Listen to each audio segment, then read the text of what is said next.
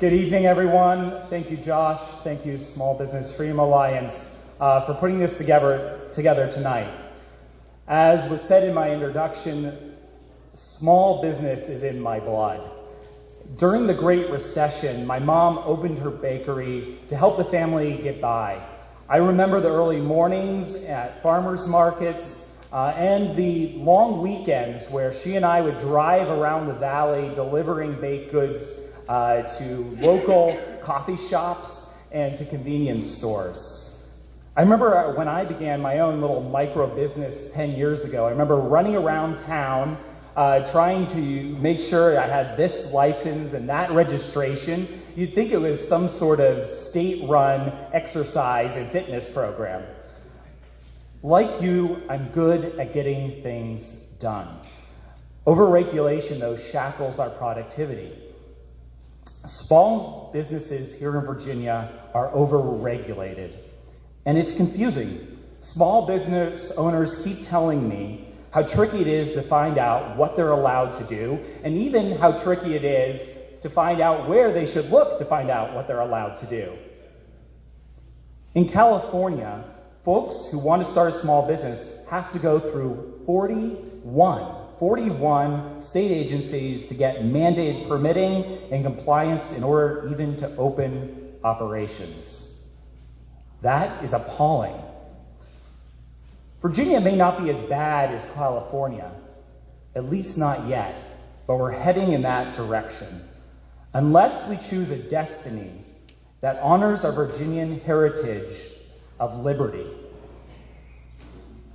Before Republicans took control of the House of Delegates after the 2021 election, of which I was a part, Democrats in our General Assembly linked our emissions regulations to those of California. My job as our state senator is to reduce the regulatory burden that our small businesses and streamline the regulation that remains. Make it not so hard to figure out what you need to do and where to find out what you need to do. But more than just that, we need a representative from this community who will make sure that we in the Shenandoah Valley get the attention and the funding that our community and small businesses need if they're going to thrive.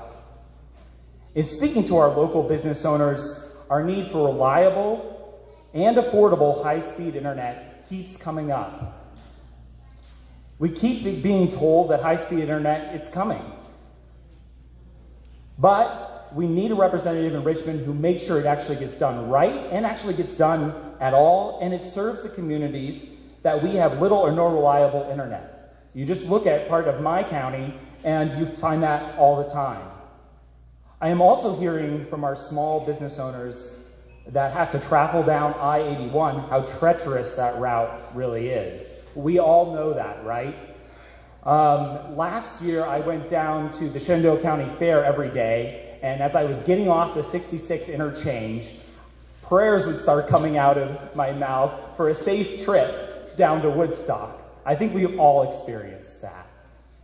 If you look around the state, our other 3 interstates are getting funding, sometimes massive funding, and we are getting the short end of the stick.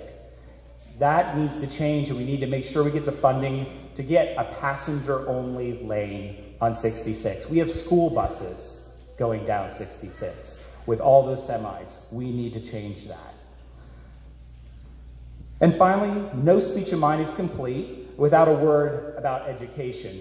As the only current educator in this race, I can't leave it out. This afternoon, I spoke with Christina Curso, who's the head of the Empowerment Scholarship Program. That's Arizona's school choice program for all students. And it's growing there by leaps and bounds, and she told me about both the trials and the successes. If we're going to end the net exit of residents from Virginia, we need to be competitive on the education front. West Virginia is ahead of us. They have established a school choice program. And I've been talking to the folks who got that done. So I am dedicated to getting that passed for all Virginians.